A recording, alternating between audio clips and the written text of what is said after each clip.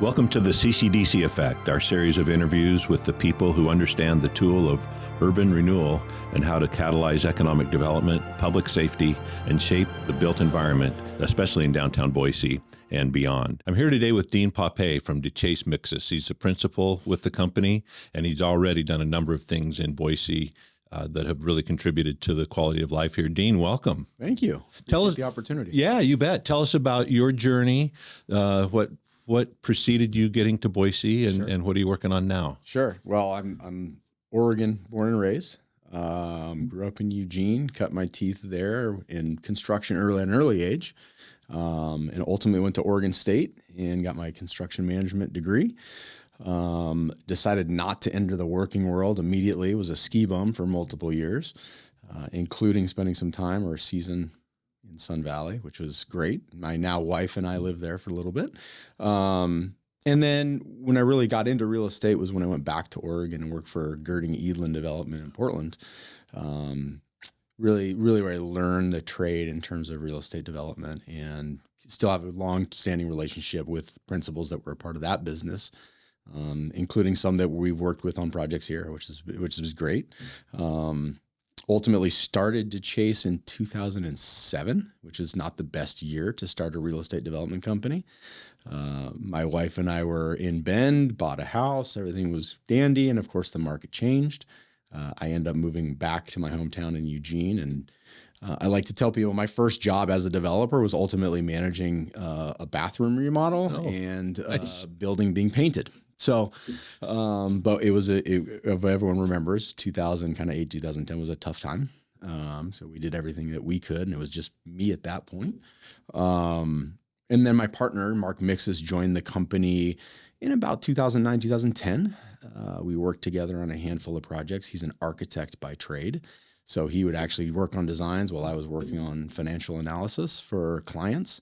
And what we noticed that, our competitors were doing would take a month of time, was taking us about 2 days to turn around and get information back. So started to grow the company around just providing services to owners and different businesses, some municipalities that were needing help in real estate, providing guidance and support through process. And I had the opportunity to move back to Portland, where I worked with Girding Eadlin to represent a client there, and figured out pretty quick that it was fairly competitive for the new guy there, and had an opportunity to move to Boise at that point, managing real estate for my in-laws' business. They were located here and came out here and had some great conversations with people like Clay Carley and Tim Gibson, who owned a great piece of property downtown, and decided to throw our hat in the ring and work on a project together. And that was the Gibson project, which CCDC was a great part of, and appreciate the support on that project. And then ultimately told my in-laws that as much as I love real estate and managing it for them, I really enjoy the process of creation and development, and said, I'm going to go back and hang the shingle of DeChase Mixus here. Along with my partner still is in Eugene, and we have another office in Bend now. So a couple locations over the years. Well, you have a nice network to go to with those beautiful towns over there. And I've spent some time in Eugene. In fact, Pape Field is where I got to watch my son play some lacrosse. Oh, very cool. When he was an Oregon Duck. Yeah. So, yeah, I have fond memories of all of that, and I'm sure you do as well. Definitely. Dean, what year was that the Gibson started planning, and I do recall those days. Sure. So I moved here in 2013. I think I was introduced to Clay in 2015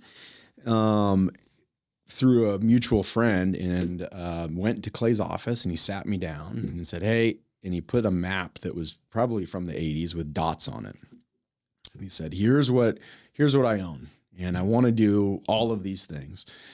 And my reaction was, this is an amazing opportunity and I appreciate it, but Clay, we can't eat the elephant. We need to figure out a plan. And that was the start of the Gibson project, culminating. And ultimately we have built 5 or 6 projects together.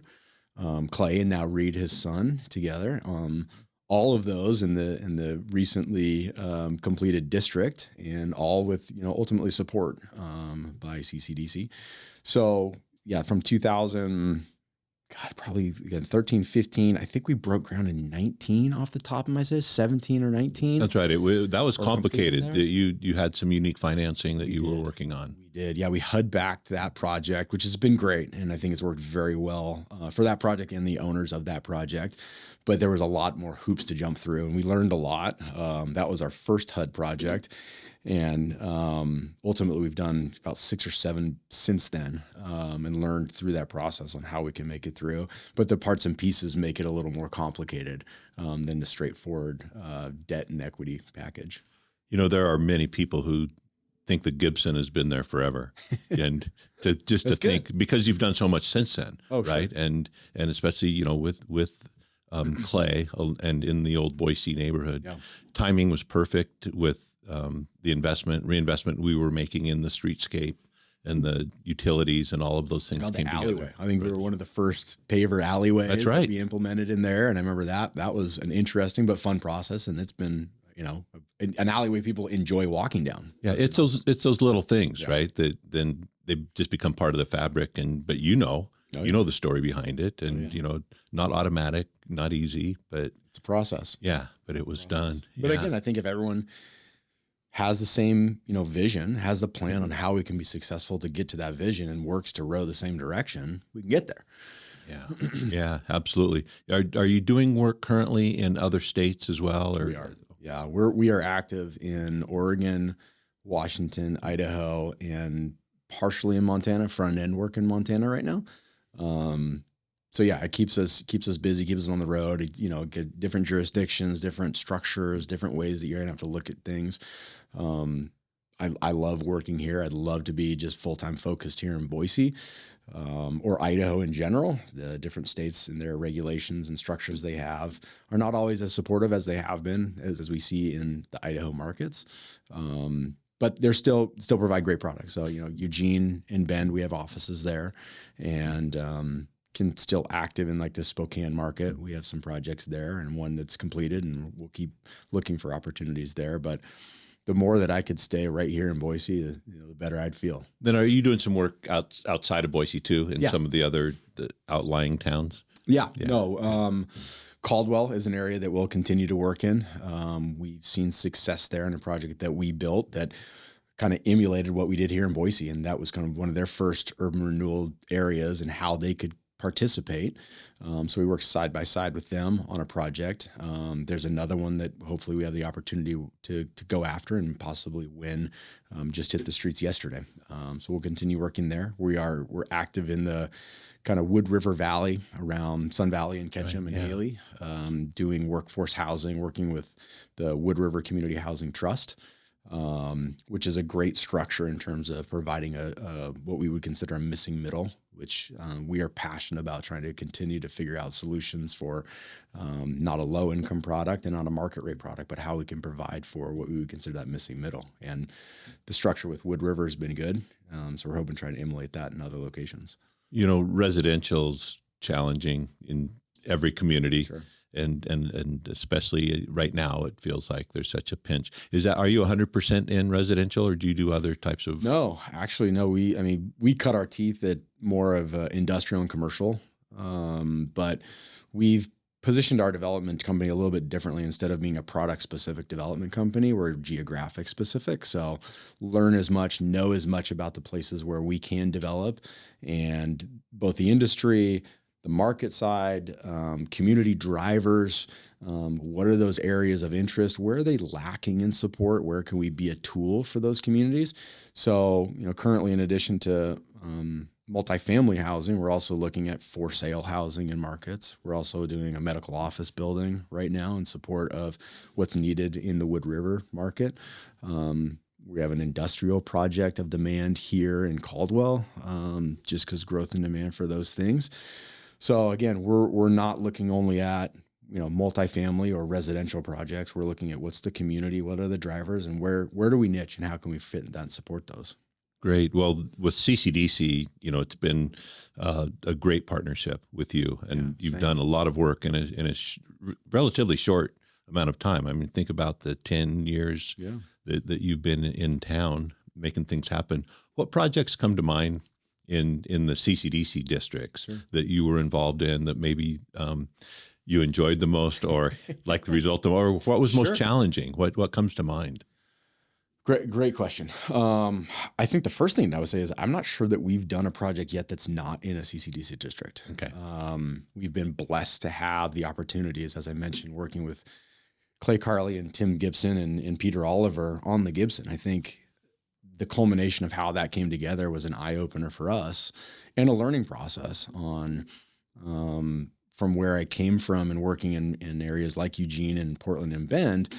It was a collaborative process, and working with CCDC was a collaborative process. There's certain elements that have to be done in areas where CCDC can support a project, but the goal alignment from the start, everyone wanted to figure out how to find a solution to the problem, whatever that might be, and work towards those. So I think Gibson is always a shiny object for me in terms of how proud I am of a great project and the collaboration that CCDC and the city and the Parks Department and everyone kind of came together to help, build a great project together. And it just looks right. It looks like it belongs there. Yeah. It's just really well done. Yeah. And I think every single project that we do, and a reason why we have not become a specific, product developer, or, hey, we're just going to rinse and repeat the same looking product or building.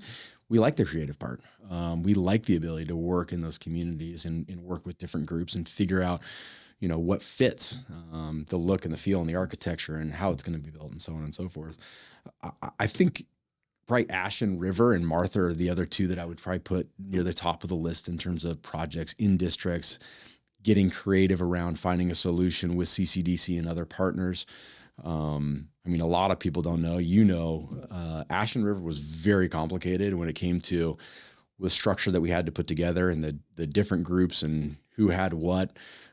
I remember still trying to figure out who really controlled Lover's Lane at that point, like which entity was responsible. CCTC had done a major investment, but the Parks Department had a piece of it, and ACHD thought they owned it. But through the process, we were all still going the same direction to find the solution. And today it performs well. It still met the intent of, family workforce housing, which we're very proud of, continues to be active in that district. And I think is a catalyst on activities that have continued to move there. Yeah, I couldn't agree more. The Pioneer Pathway set the stage for that, but you were able to do something really special with the orientation, the challenges, but you solved it. Sure. And then with the public asset of the Heyman House, agreed, right next door, it's a win. And I know I'm a lot older than you, Dean, but when I was a kid watching NFL football, I knew all the names of all the quarterbacks of the professional teams, and the Buffalo Bills quarterback was a guy named Jack Kemp. Mm-hmm. And he went on to be a politician, and that's what people remember him as. Ashen River wins the Jack Kemp Award from ULI. And I don't know if there's ever been another one. I know in Boise there hasn't been. No. And again, I think that has a lot to do with all of the parts and pieces and all the groups working together to build a great, successful project. In being a part of that greater neighborhood district and the Heyman House, and how CCDC focused on making sure that fit in, that we weren't just a big building next door, right? Those things had to work together. The scale's perfect. Yeah, agreed. The Martha, one of my personal favorites, because we played an early role. I don't know how you did it. We were able to get the one parcel, right? Yep. The owner had some challenges with some of the environmental, and it was stuck. Yeah. But you could see maybe if you could get this property here with this house that's on it and this, but we try to assemble, but we're not built that way. Sure. How did you do that? I mean, how did you assemble that property and get the Martha up and out of the ground? I mean, we were 32 months from when we bought it, closing, to you C of O. Yeah. 32 months, which for a public agency. It's quick. Well, move fast. Yeah. I think luck, I would say, played a big part of it. Everything kind of happens for a reason. Able to make some introductions and connections that allowed us to have a better conversation with some of the people that at one point were not interested in selling at all. And then at another point they said, maybe the time is right, and how can we see your vision forward and still be able to do what we want to do? God, I think there were 3 or 4 different property owners in that process that we just needed to make them all kind of in alignment to move forward. But I think a lot of it was timing and luck, honestly, just having the deeper conversation, and things fell into place in a good way. Well, I know the saying is the harder you work, the luckier you get.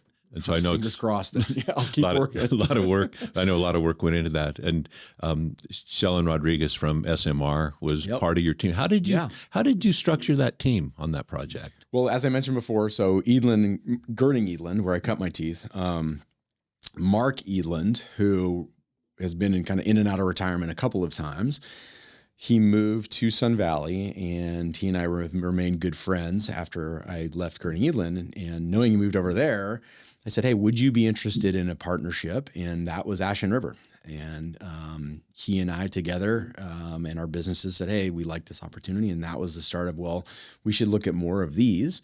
And when the opportunity came up for Martha, we said, well, this is great, but there's elements that we're not great at. And Shellen at SMR was very good at them. And that was the missing piece. And so I reached out to Shellen. I said, would you be interested? And she was just starting to cut her teeth in her business. And she was very interested, as we were, as her part of the team, that she could bring another tool to the table that we didn't have. And we continue that relationship with Shellen. You know, she knows a lot about areas in the low income and some of the workforce housing markets that we just are not specialized in. And she just looks at it a little differently. Same with Mark Edlund and his team, just look at stuff a little bit differently, and allows us to focus on areas where we're really good at. Nice. Yeah. Nice. Good team building right there. Oh, yeah. Good to have awareness of who can help you. Yeah. And that's awesome. It leads to great results. Part of your mission, it feels like in Boise, in this community, is to be engaged in the community beyond being a quote unquote developer and just building things. Sure. Not Jess, but it feels like you've taken yourself and your company and deeper into the community with certain charities and special involvement. Yeah. Is that a value of DeChase Mixus? Yeah. Give back is one of our core values. And that's give back in different ways, be it how we're engaging the community, or how we're giving back with the partners that we get to work with, or is it how we're giving back on every single project? So we started what's called Lunch for Lunch about 7 years ago. Originally on the Home 2 Suites and Garage project on Front Street was the first project here locally that we did Lunch for Lunch. And the goal behind Lunch for Lunch is we have an opportunity to do more with the group that we're working with. And the intent is ultimately to give back to the community in some specific way. So the first Lunch for Lunch we did was in a project in Bend, Oregon, and raised, a couple $1,000s to support the school district in the lunches that they gave out to students that couldn't afford them. Right. And then from there, we've made that a part of every single one of our projects. We will, as part of what we consider like a topping out, or, the project has meet a point, we will do a Lunch for Lunch where we'll buy lunch and different things for the team that have got us there. And all we'd ask is those team members actually participate in giving back in the community as part of a Lunch for Lunch. So, we've done it for the rescue mission, for the school district, for different areas where we feel as part of the community, that's part of our responsibility, is to give back. And then every single member of our team, we ask to be part of a different organization and give back some of their time and energy, an interest level for them. So be it from Rivers to Ridges, or the rescue mission, or participating heavily in ULI or some government functions. Every member of our team, we provide for, hey, whatever time and energy you need to provide or want to provide, go ahead and do that. So it's ingrained in the culture of the company. That's nice. That's a great value. Yeah. To really be part of it. And I know the YMCA has been something close to your heart as well. Yeah, the YMCA, I've been involved in that about 8 years now. And I think what they do in every community that they're in is extremely important. Strangely enough, my family's been in the YMCA on a board position for generations. One of the things that I'm very proud of is we just finished about a year and a half ago YMCA in Eugene. My grandfather built the original YMCA as part of a board member there. So, wow. it's kind of what has been a part of, he did it. My dad and uncle have done it. My brother-in-law has been a part of it. And it's because of what the why is ultimately at the end of the day. And it's a passion that we've driven for. And we've been lucky enough to now participate in 3. I think we're in our 3rd YMCA in terms of how can we help you build or recreate or reconstruct what you're doing in different communities, because we believe in, what they're doing and the impact that they make. Well, it's going to be very, very special when they're open, and then hopefully a year or so from now, when we have our parking structure right next to it, that's come together nicely so far. Then we still have 69 North. I know. Sitting there. I know. Ready. I know. So it probably won't be, we're going to need that property for a laydown yard for a while, but 2027, I think we can start talking about it. Those of us who are still around. Sure. No, those of you who are still around. If we can figure out a financial structure that we're still working on for that workforce element, and there's community members and state government members that are very focused on finding a helpful solution. Dean, I think our effort on that over the last few years did lead to a good alliance with the city and the housing authority and CCDC. So there's now, written kind of documentation and maybe a path forward to what you're describing. So nice job Fingers on that. Crossed. Fingers crossed we'll find a solution for it. Yeah. Well, good. I think the community aspect's really impressive with DeChase and with you and what you've got going there. Back to urban renewal and the projects you've done with us and maybe with Caldwell and other districts. What has the tool of urban renewal in Idaho, how has it helped you? What has it enabled, or what does it bring to the table for you as a developer? Sure. Well, I had to learn when I moved to Idaho how an urban renewal district can support a financial structure of a project. In Oregon, there are urban renewal districts, but there's other levers that were pulled on projects to help support whatever the end goal was. Moving here, I was introduced to it, honestly, by Clay Carley and saying, hey, we need to work with CCDC. There's certain tools that they have that help support the projects that we can't do. And that's actually done a lot of our work. I would say 80% of our work has a public-private element to it, be it from an urban renewal agency or be it from a city organization or a community give back of some sort. What I've learned and what I understood, and honestly, people like Mark Edlund have taught me is the tools that we have as a developer are different from a business or from a government agency or from a public agency or from a private agency. And to be able to think creatively about how we get to a solution that meets goals is important, and the tools that we can use to get those goals met. I think Gibson is a very good example of creativity on how we can have the same goal in mind and use our tools collectively to do that. I remember through that process, we said, well, let's build a public park as a part of this. And the tools to be able to support that were a function of what CCDC could do and support it. And now we've done that in a couple locations on these pocket parks and keeping some open space as a part of those. The costs associated with, infrastructure, getting to some of these sites or updates that need to happen, is a much easier lift financially with support of a public agency like CCDC than for a private entity to be able to do that. At the same time, I don't know of any of the projects that we've done in Boise that could have been done without support from CCDC. The financial structure would not have been viable. And I think that's kudos to what you've put together and what CCDC and your team have done on thinking about how you can facilitate success in some of these projects and done a good job of building structure around those.